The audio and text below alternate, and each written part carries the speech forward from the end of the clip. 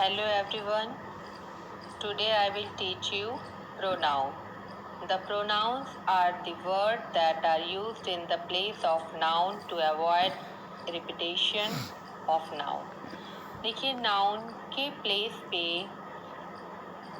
जो यूज़ किया जाए वो वर्ड क्या कहलाता है? प्रोनाउन कहलाता है। क्यों? क्योंकि बार बार नाउन की रेपिटेशन ना हो, बार बार नाउन रिपीट ना हो, इसके लिए उसके प्लेस पे जो वर्ड यूज़ होते हैं वो हमारे क्या कहलाते हैं? प्रोनाउन कहलाते। For example, Ishita is a good girl. Ishita क्या है? गुड गर्ल है। Ishita is noun and she is my friend, तो शी क्या है यहाँ पे? Pronoun. My name is Neel, I live in Mumbai, I is pronoun. Armstrong was a great scientist. He was very intelligent. He pronoun. Okay. So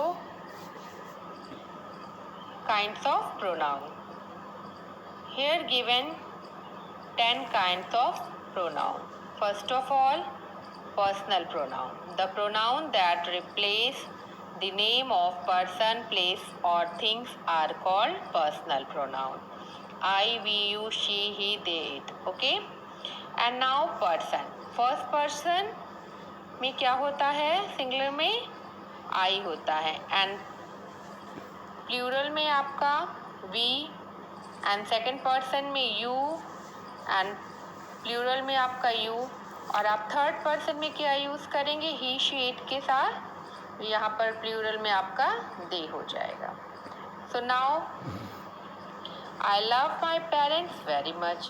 She is the principal of BMS. You are an English teacher. They like my copy. Okay? So now second, demonstrative pronoun.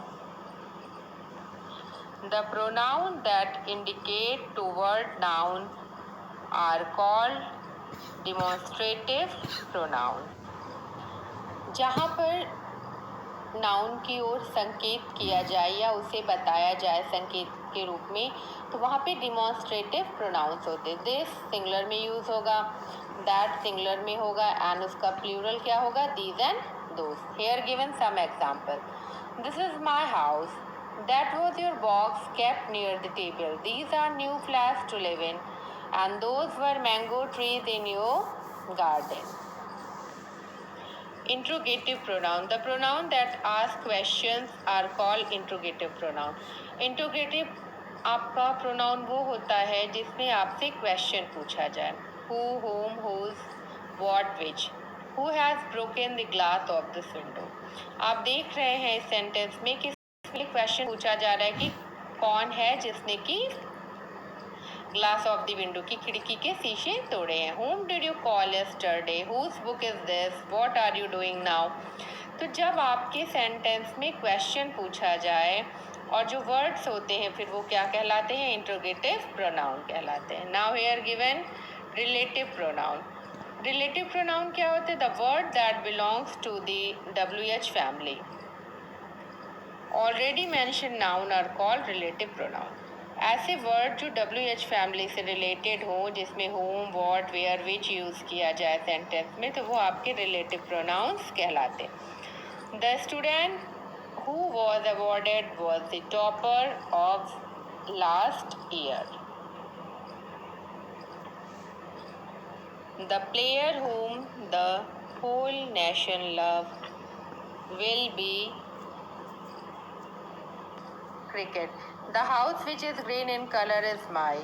Pay attention to what your teacher say.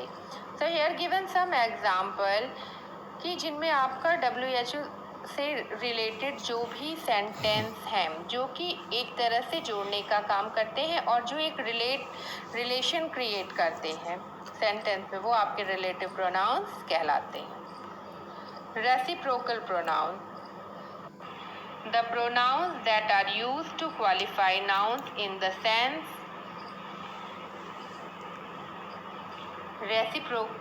reciprocations are called. So here given example, each other, one another. The children throw stones at each other. We should be very supportive to one another. in staff. Distributive pronoun. देखिए distributive pronoun क्या होता है? The pronoun that deal with noun is one at time are called distributive pronoun. Each, none, everyone, either and neither. Each of the boys come here to collect the notes. And either of the girls can win the contest. Every one of the teachers awarded for hard work. None of my family member has praised me. Distributive pronoun में क्या होता है कि आपस में किस तरह किसी चीज़ों को बांटा जाता है, किस तरह उनको कैटेगरी वाइज डिवाइड किया जाता है, ये जो होते हैं वर्ड यूज़ किए जाते हैं वो आपके डिस्ट्रीब्यूटिव प्रोनाउंस कहलाते हैं. Indefinite pronoun, the pronoun that fail to specify noun is generally called indefinite pronoun. No one, nobody, someone, somebody, anyone, anybody. Anybody can achieve the goal. No one can enter without my permission. Was there anyone in the home last night? And someone has come to help me.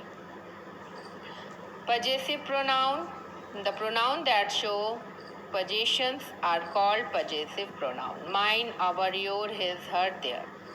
जहाँ पे आपके sentence में mine, your, ours, his, hers, theirs ये words आएंगे तो आपको without taking any time आप ये तुरंत समझ जाइएगा कि ये आपके पजेसिव प्रोनाउंस हैं. This book is mine. And अगर माई है तो वो आपका पर्सनल प्रोनाउन हो जाएगा, बट द माइंस आएगा तो आपका पजेसिव प्रोनाउन होगा. Same condition here. That pen is yours. The bat lying on the floor was his. The pink dress hanging there is hers. Okay. Now reflexive pronoun. The pronoun that are used to receive of an action or called reflexive pronoun. Myself, yourself, himself, herself. I saw myself in the mirror. We enjoying ourselves, and she had done her work herself. And they are angry with themselves. Okay, so here now emphatic pronoun. The pronoun that are used to convey emphasis are called emphatic pronouns. Myself, yourself, himself, herself, and ourself, itself, and themselves are called emphatic pronouns. The pronoun that are used to convey emphasis.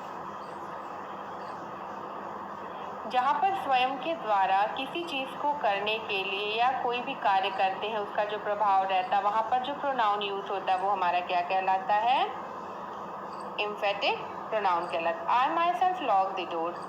She herself wrote the answer. They themselves asked for money. And you yourself write an essay. Okay? So